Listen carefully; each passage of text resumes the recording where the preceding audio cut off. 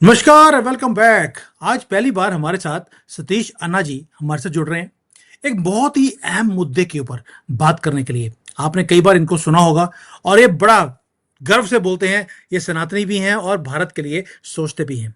एक मुद्दा है जिसके ऊपर बात करेंगे कि क्या चक्कर है कि हमने वेस्ट बंगाल को जीता, हमने अपने कंट्री में अपने ही बॉर्डर के ऊपर फेंसिंग करनी शुरू करी और बांग्लादेश की आर्मी और गवर्नमेंट बोलती है कि हमें अपने लोग वापस नहीं चाहिए।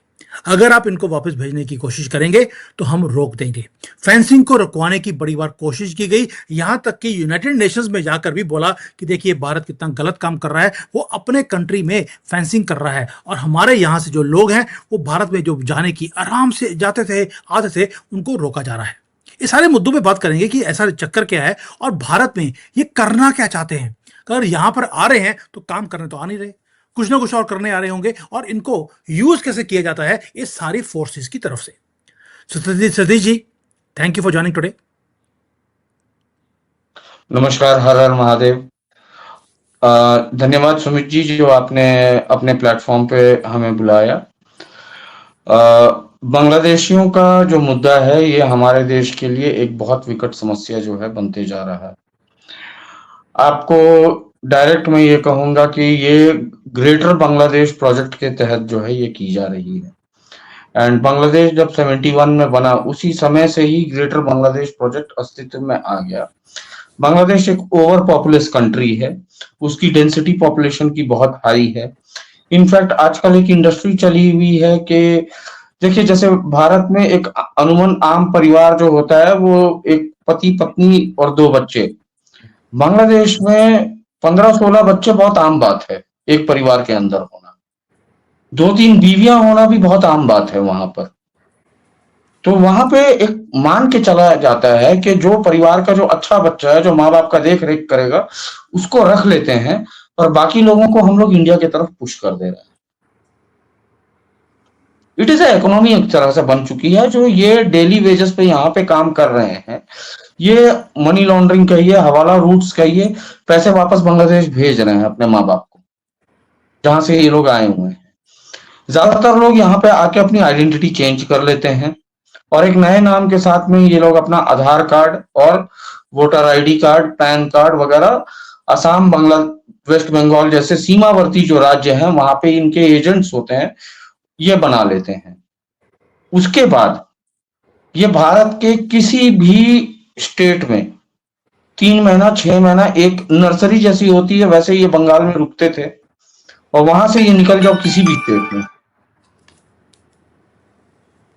और उसके बाद वहां की जो लोकल जो मस्जिद है या इनकी कम्युनिटी के जो हेड्स है, वो लोग इनकी एम्प्लॉयमेंट सुनिश्चित करते हैं, चाहे वो जो है होटल में वेटर का काम कर रहा हो, ठीक है, या कुक का काम कर रहा है, या पंचर बना रहा है, 2 व्हीलर मैकेनिक है, मोबाइल रिपेयर का काम कर रहा है, रैक पिकिंग कर रहा है, म्यूनिसिपल कॉरपोरेशंस में काम कर रहे हैं ये लोग सफाई कर्मचारी बनकर।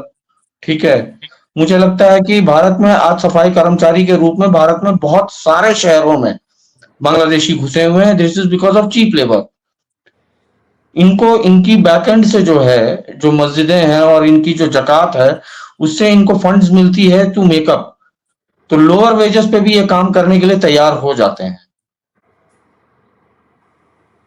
तो भारत में अभी जो ये है, इनका एक बहुत पुराना मंसूबा है कि दे वांट टू बांग्लादेश को, वो आज से 300 साल पहले सिराजुद्दौला के समय का जो बंगाल था, वो साइज के बंगालिया वापस हासिल करना चाहते हैं।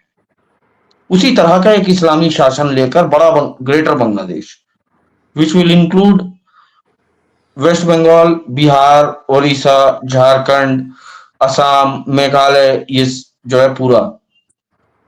तो वापस हमें इतना बड़ा जो है वापस अचीव करना है, समथिंग सिमिलर जैसे कि जो है हम लोग अखंड भारत के लिए एस्पायर करते हैं, वो ग्रेटर बांग्लादेश के लिए एस्पायर कर रहे हैं। और हर कोई काम करता है। किसी भी सरकारी डिप्लोमेट को, राजनेता को पूछ लीजिए एक बार ग्रेटर बांग्लादेश प्रोजेक्ट के लिए के बारे में, वो मुस्कुरा के बोलेगा इंटरनेट कॉन्स्पिरेसी है, कहाँ आप ये सब चीजों में फंस रहे हैं। बट वो बच्चा पैदा किए जा रहे हैं बांग्लादेश पॉपुलेशन कंट्रोल फोरम के जो सेमिनार्स और कॉन्फ्रेंसेस होते हैं वर्ल्ड लेवल पे, उनको अटेंड नहीं करता है, उसको स्किप कर जाता है और उस पॉपुलेशन को वो इंडिया की तरफ ढकेल रहा है विथ उनके एक डेकेड्स पे प्लान है कि हमें चरणबद्ध तरीके से जो है भारत के कई हिस्सों को अपने में ले लेना है। एक वो मंशा है। दूसरी है about Indian Muslims. Indian Muslims की मंशा है कि वो गजवा करना चाहते हैं, गजवाए हिंद। शबाब तो एक मिलने के लिए उन लोग को तो है ही है, गजवा करोगे तो। और दूसरी बात है कि वापस भारत में इस्लामी हुकूमत स्थापित करना चाहते हैं।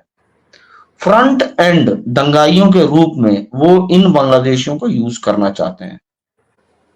आपको देखना होगा कि बॉर्डर क्रॉस करके जो बांग्लादेशी जो आ रहे हैं या आए हैं भारत में इतने वर्षों से, वो अपनी पूरी फैमिली इसके साथ नहीं आ रहे हैं, माँ बाप, ठीक है, छोटे बच्चे, उनके साथ नहीं आ रहे हैं।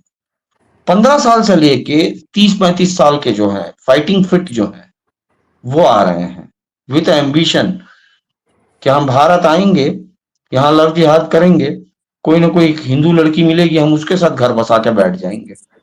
वो अपने फैमिलीज के साथ नहीं आ रहे हैं, अकेले आ रहे हैं। Indian Muslims are going to use such kind of crowd as front end. वो दंगा करेंगे, जैसे आपने कई जगह में देखे हैं कि पिछले कुछ गत वर्षों में ज्यादातर दंगाई जितने भी निकले हैं वो बांग्लादेशी जो है, जो सर्विस सेक्टर में काम करते हैं, वो लोग थे। यहाँ का इंडियन मुसलमान का क्या रोल है? वेरी ओपनली आपके सामने आके खड़ा हो जा रहा है कि भाई हम और तुम तो पिछले 800 साल से जो है इतने प्रेम से रह रहे हैं, तुम्हारा हमारा झगड़ा ही कहाँ है? ये लोग बीच में आके कुछ कर रहे हैं, वो हम लोग देख लेंगे, तुम लोगों की तरफ से कोई रिएक्शन मत देना। प्रेम और सद्भावना की चोला जो है उन लोग इंडियन मुसलमान शुरू कर देता है।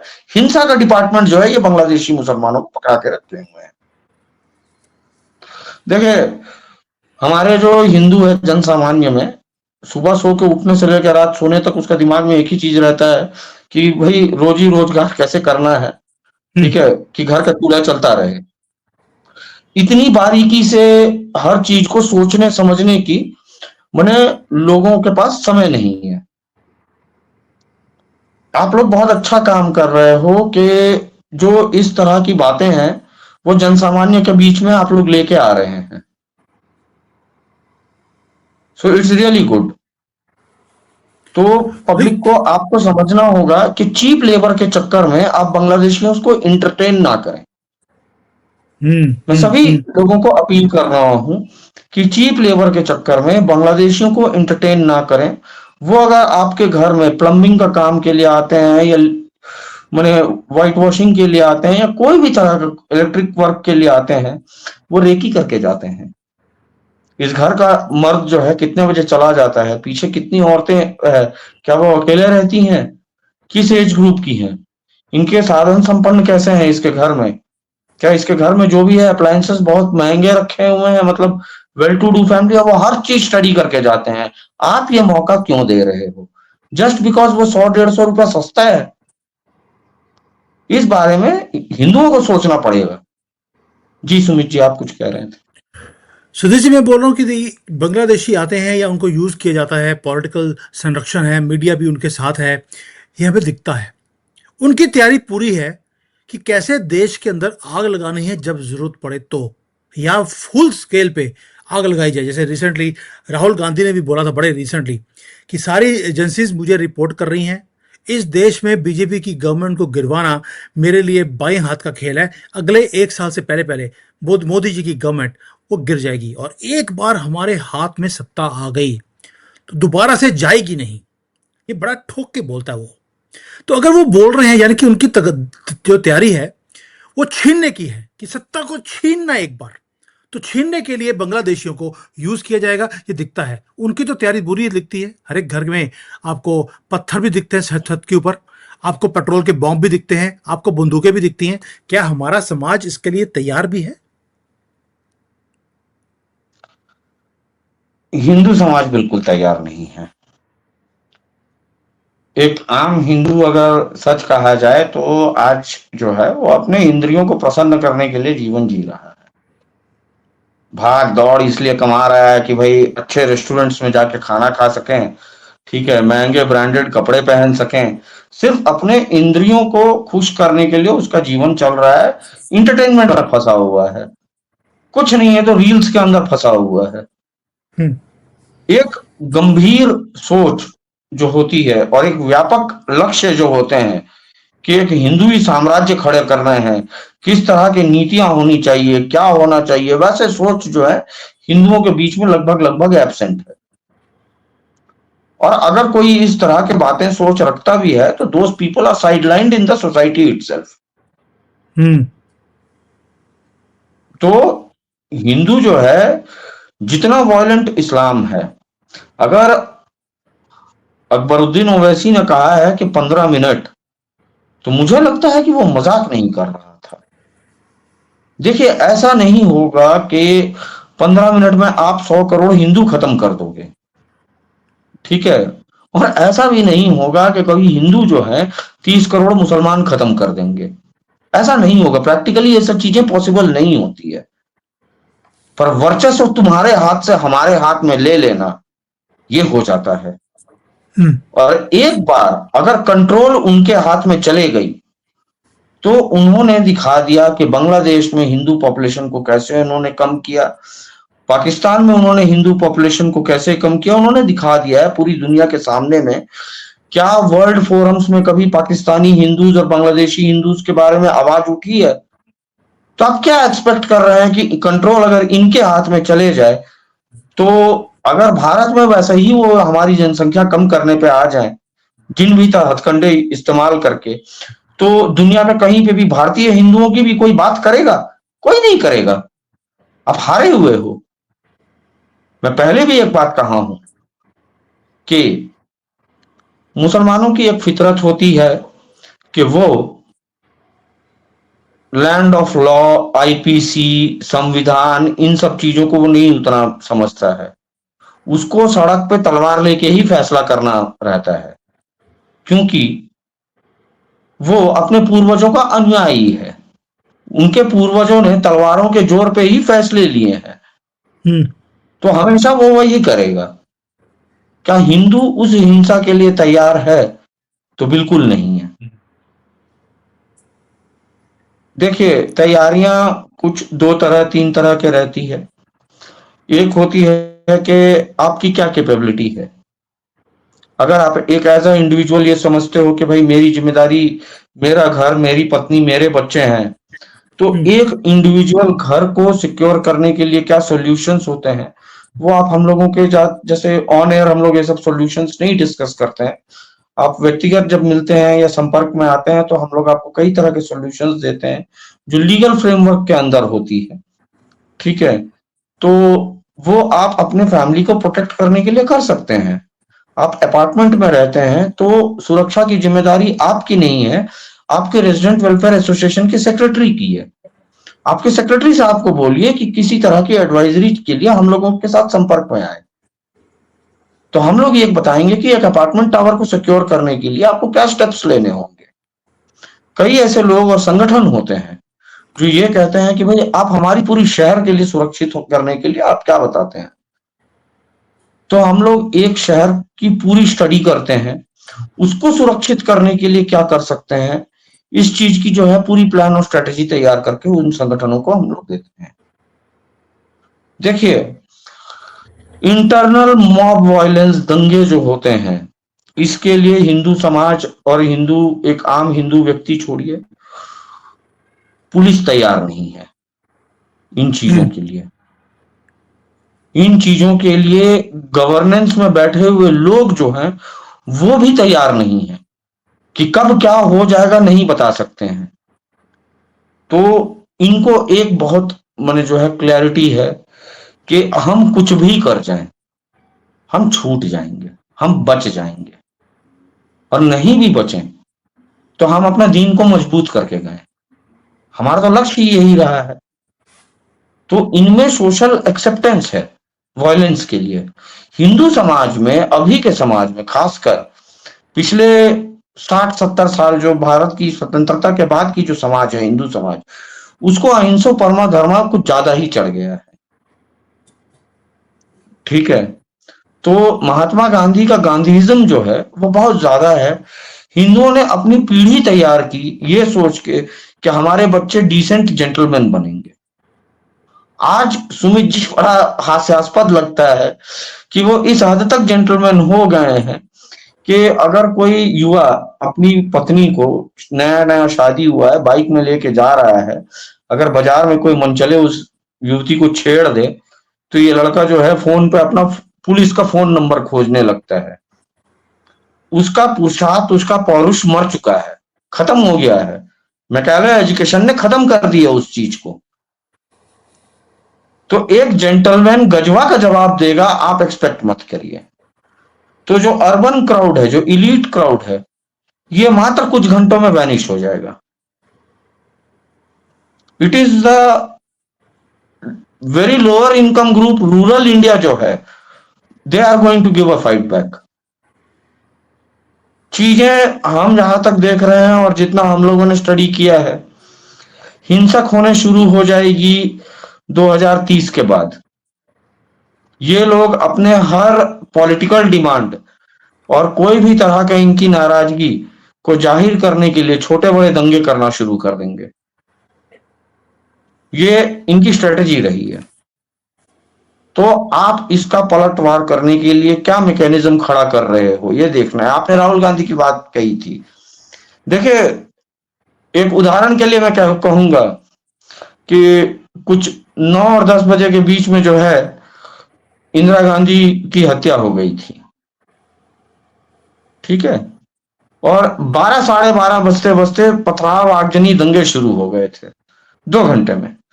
उस समय व्हाट्सएप नहीं था, इंटरनेट नहीं था, ठीक है, ईमेल नहीं थे। तो कांग्रेस के पास में वो तंत्र शुरू से रहा है, वो घाघ है। वो भारत के जिस पिन कोड में चाहेगा उस पिन कोड में दंगा करवा सकता है। पलट के कुछ करने के लिए आपके पास, आपने कभी कोई तंत्र विकसित की है जो उनको सबक भी सिखाए, हिंदुओं की सुरक्षा का भी ध्यान रखे? तो ये कमी आगे के समय में बहुत खतरनाक हो जाएगा। जी सुमित जी। सतीश जी, अगर 12 साल हिंदुओं की गवर्नमेंट में, बोलता हूं ये कोई, मैं इसको हिंदुओं की गवर्नमेंट ही मानता हूं, 12 साल से अगर हिंदुओं की गवर्नमेंट है और गवर्नमेंट अगर कांग्रेस की गवर्नमेंट थी तो उन्होंने अपना पूरा सिस्टम बनाया, तो क्या ये जिम्मेवारी सिर्फ हिंदू की है या हिंदू गवर्नमेंट की भी होनी चाहिए कि आपको सिस्टम, जिहाद के खिलाफ जिहाद लड़ना पड़ेगा, ये तो हमें समझ आता है, लेकिन करेगा कौन, घंटी बांधेगा कौन?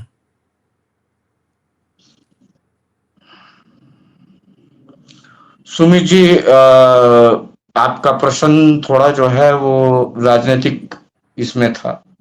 तो मैं इसका उत्तर ये कहूंगा कि भारत सरकार हिंदुओं के पक्ष में नहीं है। ये फर्क नहीं पड़ता है कि उसके शासन को कांग्रेस देख रही है या भाजपा देख रही है या कोई अन्य पार्टी देख रहा है।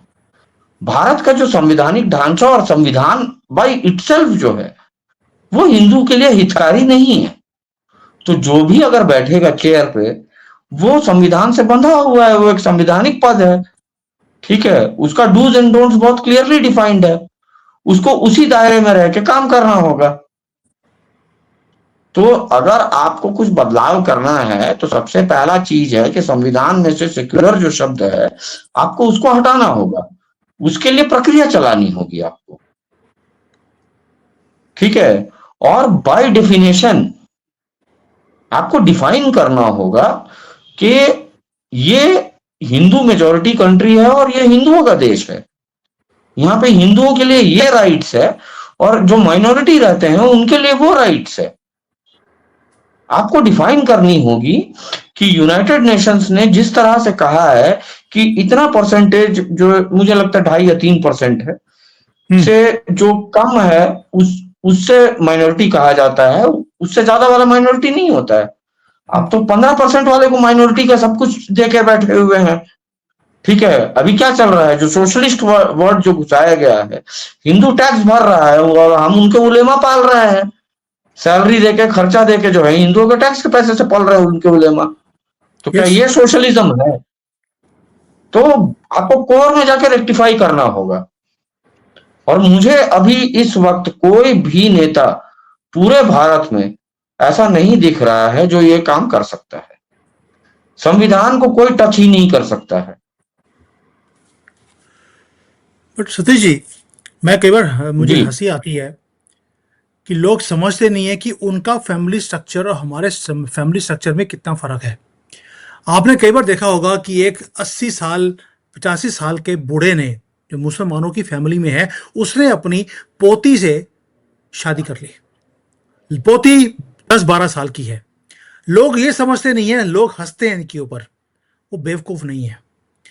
जो बूढ़ा बाप है या दादा है, उसकी पेंशन लगी हुई है, और इनका होता क्या है कि वो बूढ़ा मर जाएगा, लेकिन उसकी जो पोती है वो अगले 70 साल तक वो पेंशन खाएगी। उसके मरने के बाद 50% उसको मिलती रहेगी। और पेंशन के पैसे कौन जमा करा रहा है? हिंदू। आप हंस रहे हैं उसके ऊपर। उनका फैमिली स्ट्रक्चर देखिए, वो अपनी पोती को भी आपकी सरकार के ऊपर से पेंशन खाने के लिए वो छोड़ के जा रहा है, और हम उसके ऊपर सिर्फ हंस रहे हैं। और हमारा जो फैमिली स्ट्रक्चर है, आपने शुरू में एक वर्ड यूज किया था, वो रील्स बनाने में व्यस्त हैं, और उसके कारण फैमिली स्ट्रक्चर टूटता जा रहा है। सिस्टमेटिकली हमारे फैमिली स्ट्रक्चर को तोड़ा जा रहा है। आपने कभी सुना कि मुसलमान ने तलाक लिया हो? कभी भी नहीं। हमारे यहाँ पर हर रोज डाइवोर्स के केसेस होते हैं, एंड फैमिली स्ट्रक्चर टूट चुका है बिल्कुल। बच्चे बाप से बात नहीं करते, हस्बैंड वाइफ की लड़ाइयाँ हो रोज रीलों पे दिखती हैं।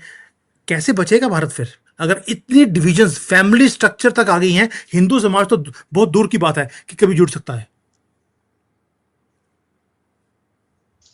देखिए, पिछले 40 साल में तो हिंदू समाज के ऊपर में बहुत बड़ा आघात हुआ है, जिसमें सबसे बड़ा आघात ये हुआ है, न्यूक्लियर फैमिली के तौर पे हिंदू आके रह गया है। हम्म। पति पत्नी एक बच्चा, ठीक है। हर वक्त पति पत्नी का दिमाग में ध्यान में यही कि बच्चे को कोई खरोच ना आ जाए, कहीं उसे कोई दिक्कत ना आ जाए।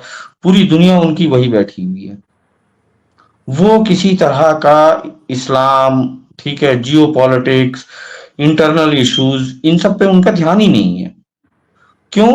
क्योंकि देखिए, हिंदुओं को जो ज्ञान मिलता है, वो ज्ञान कहाँ से मिल रहा है? स्क्रीन से मिल रहा है। स्क्रीन 60 इंच का टीवी हो सकता है, 6 इंच का मोबाइल हो सकता है, ठीक है। हिंदू अपने धर्माचार्यों के पास में, शंकराचार्यों के पास में जाके बैठकर जो है ये नहीं डिस्कस कर रहा है, अपने गुरुओं के पास ये नहीं डिस्कस कर रहा है कि हमारे परिवार को किस तरह से संचालित होना चाहिए। वो हिंदी टीवी सीरियल और वेब सीरीज देखकर जो है वो देख समझ रहा है कि हमें परिवार किस तरह से संचालित होना चाहिए, जिसपे पूरी तरह से वोकिज्म परोसी जा रही है, हम्म। ठीक है। मुसलमानों की फैमिली कहाँ से संचालित होता है? मुसलमानों की फैमिली संचालित होती है उलेमाओं के द्वारा, ठीक है। कभी आप देख लीजिए कि कोई मुसलमान लड़की अगर कोई टी शर्ट और जीन्स पहनकर जो है कहीं कॉलेज चले गई, ठीक है, उसके अड़ोसी पड़ोसी उलेमा को बता देंगे कि फलाना की लड़की जो है ना बहुत फैशन कर रही है। एक जमात आके उसके घर में बैठ जाएगी, उस लड़की को समझाने लगेंगे कि ये हमारे तौर तरीके नहीं है। अगर किसी लड़के ने शराब पी ली तो उसका पड़ोसी उलेमाओं को बता देगा कि फलाना का लड़का शराब पीने लग गया है आजकल। जमात आके उसके घर में बैठ जाएगी। क्या इस तरह की मैकेनिज्म हिंदुओं के पास में है? नहीं है। आपके पास नहीं, ऐसा रहना नहीं है। चाहिए। नहीं सतीश जी, मैंने कई पहले। बार वीडियोस देखी है। मैंने कई बार वीडियोस जी। देखी हैं कि कोई गुरुजी बैठे हैं, उनके सामने लड़की जाके बोलती है कि अगर मैं फटे हुए कपड़े डालती हूँ तो आपको दिक्कत क्या है। तो उन्होंने समझाने की कोशिश करी, तो उन्होंने बोला ये रामचंद्र जी का टाइम नहीं है। और उसने उल्टी सीधी बातें बोलनी शुरू कर दी, अगर मैं नंगे भी फिरूंगी तो आपको फर्क क्या पड़ेगा। तो उनके बच्चे सुन लेते हैं या प्रेशर डाला जाता है, हमारे बच्चे तो सुनना भी चाहते नहीं है। देखिए, एक तो चीज है कि उनका प्रचार तंत्र ज्यादा मजबूत है। हम्म। जो वो एजेंडा जो भी चला रहे हैं, उनकी प्रचार तंत्र जो है वो हम लोगों से ज्यादा मजबूत है। हमें एक्सेप्ट करना पड़ेगा इस चीज को, ठीक है। तो आघात हमारे ऊपर में हो रहा है। हमारे जो अच्छे गुरु और धर्माचार्य हैं, जो इन विषयों पे बात रखते हैं कि शास्त्र सम्मत क्या होना चाहिए, उसका प्रचार नहीं हो पाता है ज्यादा। वो 3 4 कुछ चैनलों में ही रहता है और उनकी आवाज दब जाती है भी इतने सब कंटेंट के बीच में, नहीं होता है। तो ये है। और दूसरी बात है कि हिंदुओं को अगर अपने आप को देखना होगा तो पहले बात तो ये है, माँ बाप को स्पिरिचुअलिटी अपने अंदर लानी होगी। तभी बच्चों में आएगी। ठीक है, आपको खुद को ठीक करना होगा, तभी आपके बच्चे ठीक होंगे। तो लोगों को अपने गुरु जो भी हैं या जो भी इष्ट हैं उनको जानकर, सही जानकार लोगों से मिले और शास्त्र सम्मत जीवन जैसा जीना है वैसा जीवन जिए, तो परिवार अपने आप जो है ठीक होगा। और दूसरी बात है, हम दो हमारे दो का जो है नारा सरकारी नारा था, कांग्रेस के समय दी गई थी, हम हिंदू सहर्ष मान गए, वो माने? वो नहीं माने। वो हम चार हमारे 20 पर चल रहे हैं। तो आपको ऐसा कुछ नहीं है, आप में अगर सामर्थ्य है, आप अपना परिवार का स्ट्रेंथ बढ़ाइए। 4-5 बच्चे भी होते हैं तो 4-5 बच्चे भी हिंदुओं को भी करना चाहिए, इसमें कुछ गलत नहीं लगता है मुझे। सतीश जी, आपने शुरुआत में एक बात बोली थी कि जी बांग्लादेशी जो है उनको इंपोर्ट किया जाता है दो रीजंस के कारण। एक तो वहां पर कमा कमा कर वापस भेजेंगे, दूसरा यहाँ पर उन्हें दंगों के लिए यूज किया जाएगा। मैं उसी पे वापस आता हूँ भी जी आपको मालूम है प्रॉब्लम क्या है, प्रॉब्लम का जी सॉल्यूशन भी होना चाहिए। सॉल्यूशन ये तो नहीं जी हो सकता कि भी अगर हम एक या दो बच्चों में संतुष्ट हैं हम भी 20-20 बच्चे करने लग जाएं, वो तो सॉल्यूशन नहीं हो सकता। लेकिन क्यों ना जो ये इन्फिल्ट्रेटर्स हैं जो आज 5-10 करोड़ भारत के अंदर बैठे हुए हैं, अगर इन्हीं को वापस भेज दिया जाए, तो क्या ये सॉल्यूशन का पार्ट नहीं है कि जब दंगे करने वाले लोग ही नहीं होंगे तो दंगे होंगे ही नहीं। आप जो जड़ के प्रॉब्लम है वो इन्फिल्ट्रेटर्स है, इसको पकड़ के आप बाहर क्यों नहीं भेज सकते? भाई मैं रोज देखता हूं कि बड़ी मीडिया में दिखाया जा रहा है कि इन्फिल्ट्रेटर पकड़े गए, 20 लोगों को पकड़ लिया, उनको पकड़ के अब जेल में डाला जा रहा है और फिर वापस भेजा जाएगा। 10 करोड़ में से आपने 20 को पकड़ा। और भाई पाकिस्तान ने अनाउंस किया था कि जितने अफगानी हैं ये वापस चले जाएं, एक महीने का टाइम दिया, 50 लोग, 50 लाख लोग एक महीने में वापस चले गए। आप ये हिम्मत क्यों नहीं दिखा पा रहे?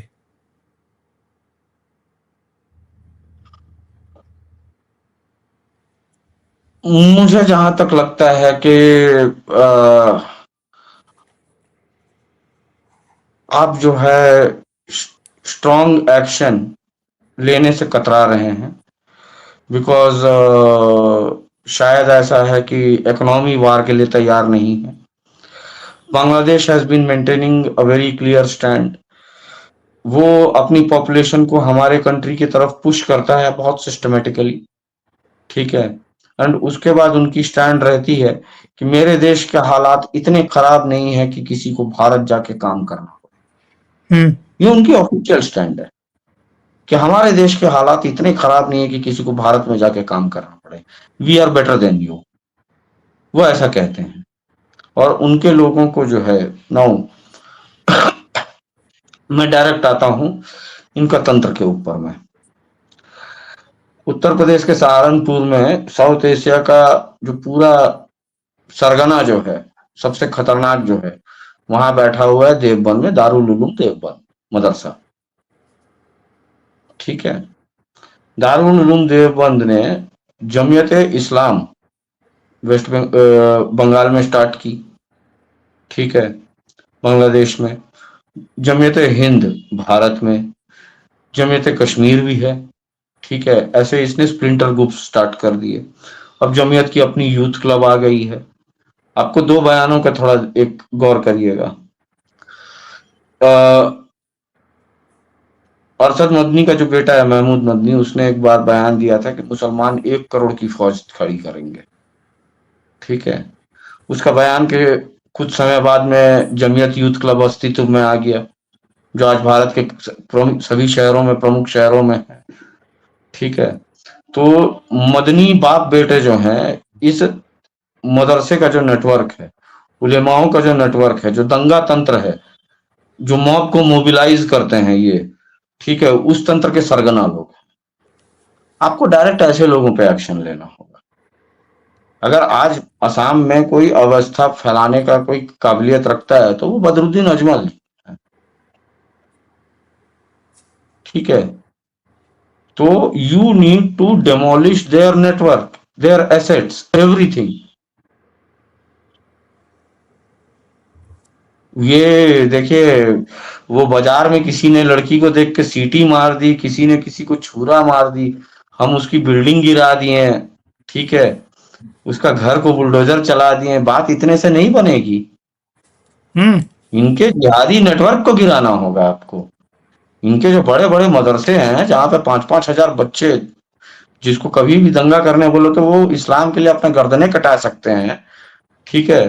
वैसे बच्चों का जो हॉस्टल्स चल रहा है, आपको वो तंत्र को गिराना होगा, उस नेटवर्क को गिराना होगा। अन्यथा हिंदू समाज अपने आप को सुरक्षित नहीं समझेगा कि सेक्युलरिज्म के नाम पर हमें मजबूर किया जा रहा है 30 करोड़ जिहादियों के बीच में रहने में। ये खतरनाक बात है। तो देखिए, बिल्कुल सही। इंडिविजुअल अप्रोच नहीं करेंगे, सरकार को इसमें इंटरवीन करना होगा।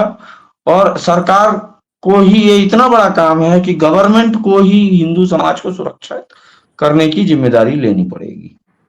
भारत में आज कोई संगठन नहीं है जो इतने बड़े बड़े कार्य कर सके, सरकार को ही आगे आके करना पड़ेगा। जी सुमित बिल्कुल जी। सही है, सरकार को करना पड़ेगा। सरकार में आपने पहले बोल दिया कि आपको कोई लीडर दिखता ही नहीं है जो इस चीज़ को कर सके, और मैं बिल्कुल सख्त खिलाफ हूँ कि आप किसी ने लड़की को छेड़ दिया, छुरा मार दिया, और वो उसका आपने जाके घर तोड़ दिया, उसकी टांगे नहीं तोड़ी, उसका लिंग नहीं काटा आपने। मैं चाइना में रहता हूं, अगर किसी ने ऐसा काम किया हो उसका सबसे पहले लिंग काट देते हैं कि तुम्हारी जन्नत कैंसिल होगी। यहाँ पे कोई हिम्मत ही नहीं करता ये हरकत करने की, जबकि यहाँ की पॉपुलेशन हमारे यहाँ पर चाइना में वो भारत से ज़्यादा है, तो भी यहाँ पे कोई हिम्मत नहीं करता। ऐसा नहीं है कि ये कॉकरोच हमारे यहाँ पर चाइना में नहीं है, लेकिन वहाँ पर हिम्मत इसलिए नहीं है, इसलिए भारत में हिम्मत करते हैं क्योंकि उन्हें मालूम है कि गवर्नमेंट ने कुछ करना ही नहीं उनके खिलाफ। आपने घर तोड़ दिया, घर तो उसने बनाया नहीं था, वो तो कब्जा किया हुआ था किसी हिंदू का, उसको क्या फर्क पड़ा, वो किसी और हिंदू का घर कब्जा कर लेगा। जैसे आपने पहले बोला कि रेकी करके जो रखी है, उनका जब मन करता है किसी का घर वो टेक ओवर कर लेते हैं। तो बिल्कुल सही कह रहे हैं आप कि कुछ ना कुछ स्ट्रांग स्टेप लेने पड़ेंगे जब तक आप यहाँ पर गोली नहीं मारेंगे और साथ में लिंक नहीं काटेंगे, क्योंकि गोली मार दिया तो हीरो बन जाएगा वो, क्योंकि उसकी तो जन्नत शुरू हो गई। आपकी जन्नत कैंसिल करनी है उसकी। जब तक ये काम नहीं करेंगे तब तक ये सुधरने वाले नहीं है, और सुधारने की जरूरत नहीं है। आपको अल्टीमेटम देना है कि आपके पास 1 महीना है, निकलो यहाँ से, एक कूड़े के ढेर में जहाँ पे पैदा हुए थे कॉकरोचों की तरह, वहां वापस जाओ। हमारे घर कंट्री को कूड़े का ढेर बनाने की जरूरत नहीं है। जब तक कोई स्ट्रांग स्टेप आप नहीं बोलेंगे, आप डरते रहते हैं कि न्यूयॉर्क टाइम्स मेरे लिए कुछ लिखना दे कि मोदी जी जो है वो फैसिस्ट हो गए हैं, ये हो गए हैं, उस डर के मारे कि मेरे कपड़ों के ऊपर कीचड़ ना आ जाए, आप कोई एक्शन लेना ही नहीं चाहते। पाकिस्तान ने परवाह की, 1 महीने में उठा के सबको बाहर फेंक दिया। वो सही था गलत था मैटर नहीं करता, वो उनका कंट्री का मैटर है। हमारे कंट्री में क्या किसी लीडर ने बोला? ये एक ही बोला जाता है, हम सबको उठाकर बाहर फेंक देंगे, और न्यूज आती है हमने 20 बांग्लादेशी पकड़ लिए और भंगड़े डाले जाते हैं। 10 करोड़ में से 20 लोग, इस तरह से सोल्यूशन नहीं निकलता है। बिल्कुल Satish ji, I think today we have discuss lot of things. हो सकता है कि हिंदू समाज में से कोई उठेगा, उठकर ये बोलेगा कि हाँ मैं करने को तैयार हूं, या एक संगठन बनाया जाएगा। I don't know who is going to do. Let's keep this dialogue on. जो सुन रहे हैं, मेरी आपसे भी रिक्वेस्ट है, अगर आपकी कोई सजेशंस है, ओके। जो कुछ आज सतीश जी ने डिस्कस किया, ये बहुत इंपॉर्टेंट मैटर्स हैं जिसके ऊपर हिंदू समाज को बोलना पड़ेगा। और मैं कितनी देर से, 2 साल से मैं लगातार बोल रहा हूं, वो जिहाद करना चाहते हैं। आपको जिहाद के खिलाफ जिहाद करना पड़ेगा, हिंदू को भी और गवर्नमेंट को भी। आपके पास चारा नहीं है। आप ये नहीं बोल सकते कि यार साथ वाले की लड़की उठा के लेके मुझे क्या फर्क पड़ता है, सानू की तो कल को आपकी लड़की उठाई जाएगी तो मैं भी बोलूंगा सानू की। अगर यही चाहते हैं आप, चलते रहिए, वक्त बताएगा कितने बचेंगे, क्योंकि उनके बच्चे बहुत हैं। आपका एक बच्चा भी गया तो आपकी पूरी जिंदगी खत्म हो जाएगी। उनके 20 हैं, एक चला गया, फर्क नहीं पड़ेगा, वो दो और कर लेगा अगले साल तक। तो ये एक मैटर है जिसके ऊपर हिंदू समाज को सोचना पड़ेगा। इसलिए ये वीडियो भी आज बनाया है सतीश जी के साथ। Satish ji, thank you so much, आपने बहुत शॉर्ट नोटिस पे मुझे टाइम दिया, और बहुत देर के बाद मैंने सुना है कि आप दोबारा से अपनी आवाज़ को उठा रहे हैं। तो thank you for giving us time. इसके ऊपर और चर्चा करेंगे, लोगों का सजेशन आएगा, उसके हिसाब से भी मैं आपसे डिस्कशन करूंगा। लेट्स सी कि क्या किसी के सर के ऊपर जाते हैं जू रहेगी, तो क्या किसी के सर के ऊपर जू रहेगी, वो वक्त बताएगा। So thank you so much. Har Har Mahadev. जय श्री हर राम। हर महादेव।